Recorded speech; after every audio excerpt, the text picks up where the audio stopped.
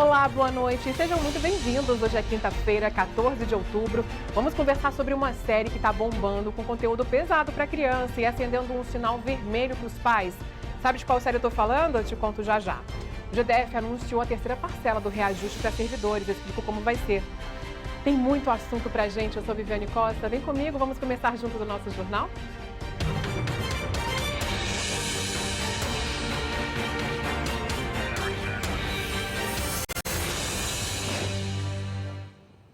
Olha, eu quero saber como é que vocês lidam com as séries e filmes que acabam ficando disponíveis ali para crianças e adolescentes. Tem uma produção sul-coreana que usa brincadeiras infantis, um jogo doentio ali de sobrevivência que conquistou o público, é a Round Six, mas acendeu um alerta nas escolas e para os pais também, porque muitas crianças começaram a assistir, a brincar e a comentar a série. Então vamos falar sobre esse assunto hoje aqui. Qual que é o real risco de liberar esse tipo de conteúdo tão cedo? Qual que é a melhor forma de lidar com essa situação? Então vai lá no Instagram, no SBT Brasília, a gente tem um post, olha, dá para colocar aqui, diretor, pra gente, a fotinho? Vai lá no SBT Brasília, diz o que você acha, né? Como é que você lida com isso? Eu vou ler algumas mensagens aqui depois. Olha, entra lá no @SBT Brasília, essa primeira foto aqui, você deixa o seu comentário e depois a gente conversa melhor aqui. Depois a reportagem, tá lá pro fim do jornal, viu? Lembram daquele incêndio na Chapada dos Veadeiros no mês passado? Alguns turistas até tiveram que ser retirados do local. Pois é, as chamas atingiram 36 mil hectares. A Polícia Civil de Goiás concluiu o inquérito e indiciou 4 pessoas. O fogo começou no dia 12 de setembro na região do Vale da Lua e durou cerca de 10 dias. Alguns turistas chegaram a ficar isolados. 36 mil hectares foram queimados, metade dentro do Parque Nacional da Chapada dos Veadeiros. 4 pessoas foram indiciadas por crimes ambientais e incêndio qualificado. Um dos focos começou por imprudência no uso de materiais de construção em Alto Paraíso. Nos outros 2 casos, a polícia concluiu que foram crimes dolosos, numa estrada e numa fazenda na região do distrito de São Jorge. Ou seja, o fogo foi colocado de propósito. Olha, uma notícia tão triste, mas serve de alerta para tomar cuidado com as crianças, viu? Uma menina de 2 anos morreu depois de cair do carro num acidente lá no Riacho Fundo 1 hoje de manhã. De acordo com o depoimento do avô, a criança estava dentro do carro que estava estacionado. Mas quando a avó abriu a porta, a menina se desequilibrou e caiu, batendo a cabeça no asfalto. Um bombeiro que passava ali pelo local viu o acidente, levou a criança para o quartel. A equipe de socorristas tentou manobrar, fazer várias manobras ali de reanimação por quase 1 hora, mas a criança não resistiu e a polícia investiga esse caso. A gente se solidariza com essa família, com esses avós. Enfim, uma situação difícil ali, né? Mas para a gente poder também ter um cuidado quando colocar a criança ali no carro. Um policial civil morreu atropelado enquanto andava de bicicleta na BR-080, próximo ali a Braslândia. Quando chegaram ao local do acidente, os bombeiros encontraram a vítima, de 58 anos, já inconsciente no asfalto, com traumatismo craniano e em parada cardiorrespiratória. Depois de 45 minutos de reanimação, José Maria Moreira Filho não resistiu. A motorista do carro prestou depoimento e foi liberada. A Polícia Civil emitiu uma nota de pesar sobre a morte do colega que trabalhava na área administrativa da 17ª DP, lá em Taguatinga, a mesma delegacia que vai investigar esse acidente. E um caso chocante de agressão envolvendo um sargento da PM que foi registrado por câmeras de segurança. O policial foi filmado agredindo e enforcando uma empresária no escritório onde ela trabalhava, lá no Riacho Fundo 1. Tudo porque a mulher teria atrasado o pagamento de uma dívida. O circuito interno de câmeras mostra a mulher gesticulando, como se estivesse pedindo que o homem saísse do local. Ela caminha em direção a uma porta, mas o PM permanece em frente a uma mesa e tira um notebook do lugar. A mulher volta e o agarra pela camisa. É quando o homem imobiliza o braço dela e já em outro cômodo a derruba no chão. Torce o braço e a imobiliza com um golpe no pescoço. Agora, sem que ela esboçasse qualquer reação, ele volta a torcer o braço dela. Apoia o joelho nas costas e puxa o outro braço. Em seguida, o militar a levanta, puxando a mulher pelo pescoço. Cambaleando, a empresária é levada para fora do cômodo. Ao retornarem, ela alcança o que parece ser uma faca. O homem reage e aponta uma arma na altura do peito da dona do escritório. Nessa imagem, a mulher aparece no chão com o PM novamente torcendo o braço dela. Ele a agarra, aplica mais um golpe no pescoço da empresária, que aparenta estar sem condições de respirar. O homem que aparece nas imagens é Uziel Alves da Silva, de 41 anos, sargento da Polícia Militar. A mulher, de 43 anos, é a dona de um escritório que funciona no local. Após as agressões, o policial se apresentou numa delegacia e, na versão dele, a briga aconteceu por causa de uma dívida. O PM afirma que a mulher deve a ele $8 mil, cerca de R$45 mil. A defesa da vítima disse que a empresária tinha marcado horário com a esposa do militar para conversar sobre a dívida. As ameaças foram graves, a vítima encontra-se abalada, apavorada, se mantém sem condições de fala e muito machucada fisicamente nesse momento.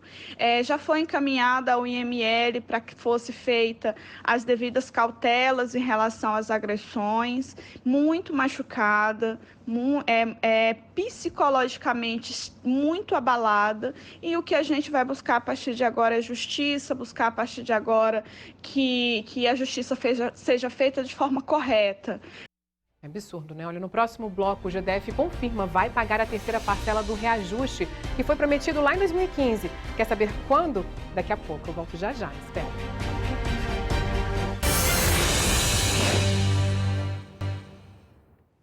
Olha, agora é lei aqui no DF, foi sancionado hoje aquele projeto que reduz a alíquota do Imposto sobre Circulação de Mercadorias e Serviços, o ICMS, que é cobrado sobre os combustíveis. A gente vem falando sobre ele desde que estava ali em tramitação na Câmara Legislativa. A redução será de 1 ponto percentual ao ano a partir de janeiro de 2022. O texto prevê uma redução parcelada até 2024. Hoje, o ICMS sobre a gasolina e o álcool é de 28% e sobre o diesel, 15%. Aí, segundo o Sindicombustíveis, na prática, com a nova lei, haverá uma redução ali de 7 centavos a cada ano no litro da gasolina. A média atualmente está em quase R$7, lá em cima, né? E aquele projeto que prevê um valor fixo para a cobrança do ICMS sobre combustíveis foi aprovado ontem à noite pelos deputados federais. A gente até fez uma reportagem ontem sobre isso. A principal mudança é que o texto obriga estados e o Distrito Federal a calcularem a alíquota com base na média dos preços praticados nos últimos 2 anos e não mais no período dos últimos 15 dias, como se faz atualmente. E aí esse valor prevalece por 12 meses, iria variar menos aí esse reajuste, né? Isso significa que o ICMS não muda mesmo que haja uma flutuação de preço do combustível ou mudanças no câmbio. A proposta ainda precisa passar pelo Senado. Mas o governador Ibanez Rocha reagiu a essa decisão do Congresso, viu? Não gostou nada dos parlamentares estarem discutindo o que fazer com esse imposto aí.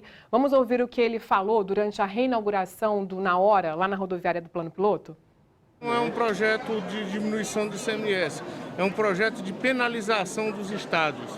Nós aqui reduzimos o ICMS para 25%, no parcelamento em 3 anos, fizemos a nossa parte, mas o que o Congresso está fazendo de forma inconstitucional, porque quem tem que reger a questão do ICMS são os estados e não a União. Então vamos chamar a nossa analista política, Rosiane Kennedy, lá no SBT News. Rosiane, boa noite para você. O governador acabou subindo o tom, né? Subiu, Viviane, boa noite a você, boa noite a todos. Subiu e alinhado com os demais governadores pelo país. Eu falei com o governador Ibanez Rocha hoje e ele deixou muito claro que a estratégia dele vai ser recorrer ao Supremo Tribunal Federal se esse projeto avançar também no Senado. Ele me disse o seguinte, que o ponto de partida para questionar no STF é que fere o pacto federativo e que, portanto, seria inconstitucional. É o que ele vai argumentar. Os governadores estão preocupados com redução na arrecadação do ICMS. Eles contam muito com esse caixa, né? Com esse aumento de combustível que teve, aumentou a arrecadação, de fato, do ICMS para os estados. E eles contam com esse caixa, principalmente para o momento pós-Covid, para investimentos, por exemplo, em programas sociais, principalmente projetando o ano que que vem, que é um ano eleitoral. Então, o governador Ibanez Rocha e os demais governadores, Ibanez chega a ser taxativo e dizer que considera esse texto uma afronta aos governadores, uma afronta do Congresso aos governadores. Viviane. Rosiane, obrigada por esse bastidor aí, para a gente poder entender o que está acontecendo, viu? Boa noite para você. Olha, atenção, servidores públicos do GDF, a Secretaria de Economia anunciou hoje que vai realizar o pagamento da terceira parcela do reajuste que foi prometido lá em 2015. O pagamento está previsto para abril do ano que vem. 200 mil funcionários ativos e inativos vão ser beneficiados de 35 carreiras. Não serão contemplados, por exemplo, funcionários da Força de Segurança, do PROCON, da Procuradoria-Geral do DF, auditores fiscais e defensores públicos. Segundo o secretário da Economia, André Clemente, o pedido para o ajuste no orçamento será enviado à Câmara Legislativa ainda este mês. Vamos para o intervalo rapidinho, a gente volta para falar de Round 6, aquela série que está bombando e preocupando também alguns pais.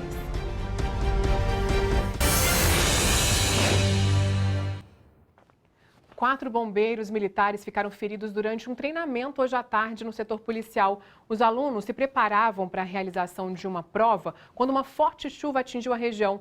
Os militares se abrigaram em uma tenda que se soltou e atingiu as vítimas. Uma delas, que é instrutora do curso, teve que ser encaminhada para o hospital com suspeita de traumatismo craniano. Os outros militares também tiveram ferimentos pelo corpo e na cabeça. Todos ainda passam por exames. Profissionais de saúde que tomaram a segunda dose ou dose única da vacina contra a Covid-19 até o dia 15 de abril já podem receber a dose de reforço a partir de amanhã. O anúncio foi feito hoje pela Secretaria de Saúde, que aguarda cerca de 6 mil profissionais. A lista com os locais de vacinação será divulgada amanhã no site que aparece aí na sua tela. E você sabia que o Riacho Fundo 2 abriga hoje a maior unidade básica de saúde do Brasil? O projeto de construção da unidade foi baseado num modelo de reaproveitamento da luz do sol e da água da chuva. O sol está por todo lado. Com a claridade, as lâmpadas passam a maior parte do tempo assim, de enfeite, das 7 da manhã até as 5 da tarde, horário de atendimento na unidade básica de saúde do Riacho Fundo 2. Você não tem a utilização de lâmpadas de energia elétrica a todo instante. Principalmente na parte diurna, ela quase não se torna necessária. A UBS tem 3 jardins como este aqui, onde acontece a captação da água da chuva, que ao escorrer do telhado vai direto para calhas. Essa água é acumulada em um tanque subterrâneo, com capacidade para 150 mil litros. Cada gota é reaproveitada e, depois de bombeada, serve para irrigar os jardins e para refrescar os consultórios, sem a necessidade de ar-condicionado. Obra com 2.143 metros quadrados de área construída, a UBS tem 3 blocos e capacidade para atender 30 mil pessoas. Os serviços incluem médicos de família, dentistas, nutricionistas, assistentes sociais e outros. Na opinião da doutora Patrícia, a nova unidade nem se compara com a antiga, que abrigava a UBS em uma casa alugada. Está bem mais confortável, ficou bem mais profissional, que na outra UBS era uma casa, né? A gente precisa mais ficar dividindo consultório com ninguém. Projeto arquitetônico que chamou a atenção de uma conceituada revista de arquitetura. Ele foi fruto de um concurso público em 2016. A questão sustentabilidade acabou sendo o critério usado pela banca julgadora para escolher o vencedor. O responsável pela iniciativa explica que a ideia era proporcionar um ambiente confortável e humanizado para os pacientes. O que a gente imaginou foi criar a melhor qualidade ambiental possível, tanto para as equipes que trabalham dentro do UBS, como para a população de modo geral. Pelo visto, deu certo. Quem visita a unidade de saúde elogia a infraestrutura. Ficou mais espaçoso, né? As salas, né, para os médicos, mais confortável. Eu fiquei encantada. Cheguei em casa comentando com as meninas, porque na outra casa, né, era tudo pequenininho, todo mundo ali junto, né? E aqui é confortável. Agora é torcer para que a UBS 5 do Riacho Fundo 2 sirva de modelo para novas construções. Por isso tudo ela pode servir como modelo para as outras UBS da região. Legal, né? Olha, as séries viraram uma febre. Muitas não são para crianças, mas acabam repercutindo tanto que elas praticamente acompanham mesmo sem assistir, só pelas rodinhas de conversa, pela internet. Agora, tem uma série que está causando uma polêmica danada por misturar cenas de brincadeiras infantis com uma matança geral. Sabe de qual série que eu estou falando, né? A série da Netflix, Round 6. Já deixou seu comentário lá no Instagram, no @SBT Brasília? Eu vou lá ver enquanto a gente acompanha a reportagem, tá bom? Brincadeiras infantis num jogo em que adultos lutam para sobreviver. A série Round 6 está na lista de maiores sucessos da história do streaming. Aparece em primeiro lugar em visualizações. Audiência que vem sendo acompanhada também de polêmicas. Isso porque parte do público infantil, ignorando a censura de 16 anos, tem sido atraída pela série que mistura elementos aparentemente inocentes com cenas de traição e homicídio. Karine diz que ficou surpresa quando o filho dela, de 7 anos, pediu de presente de Dia das Crianças uma fantasia usada por personagens da série. Eu não sabia muito bem do que se tratava naquele momento. E aí resolvi, por curiosidade, dar uma pesquisada, fiquei meio assustada. E aí perguntei para ele, né, antes de comprar qualquer coisa, o que ele achava, né, sobre aquilo. Ele, é uma série. Ele disse que nunca tinha assistido porque era de crianças maiores. E eu falei assim, mas o que você acha dessa série? O que você sabe sobre essa série? E ele é muito violenta. O assunto veio parar na escola. Com a grande repercussão entre crianças e adolescentes, a coordenação desta instituição de ensino enviou um comunicado alertando aos responsáveis sobre o conteúdo impróprio para menores de 16 anos. No documento, a direção reforça que o motivo da classificação é o imenso repertório de mortes, agressões, violências e atrocidades presentes na obra, principalmente porque estão associadas a temas infantis, como jogos e brincadeiras, o que seduz os mais jovens. Para a gente, enquanto instituição de ensino, isso é muito grave, né? A gente já sabe que a saúde mental das crianças, dos adolescentes já está fragilizada em função da pandemia, e assistir um conteúdo como esse, sem uma mediação de uma pessoa que tenha um suporte, que tenha condições de conduzir essa mediação, pode tornar algo que não só de conhecimento, mas pode ser algo traumático também. Esse psiquiatra avalia que toda essa polêmica pode ser útil para um bom diálogo entre pais, mães e os filhos. É possível que esses programas ou esses conteúdos possam disparar conversas muito valiosas dos pais com seus filhos, que envolvem assuntos muito diversos, como violência, respeito ao outro, tolerância. São tantos assuntos que podem emergir desses conteúdos, desde que eles sejam consumidos de forma compartilhada. Pois é, vamos ver o que vocês deixaram de comentário aqui no nosso Instagram. Olha só, Sulinha, a série é muito pesada e as crianças em casa ficam loucas para assistir, mas não podemos deixar que elas vejam, é muito violenta. Aí a Dear Day fala assim, pior que só estão falando dessa série aí, na verdade a plataforma tem várias outras séries, até com temática escolar, onde a classificação indicativa é para mais de 18 anos, e aí as crianças poderiam estar assistindo e comentando na internet, né?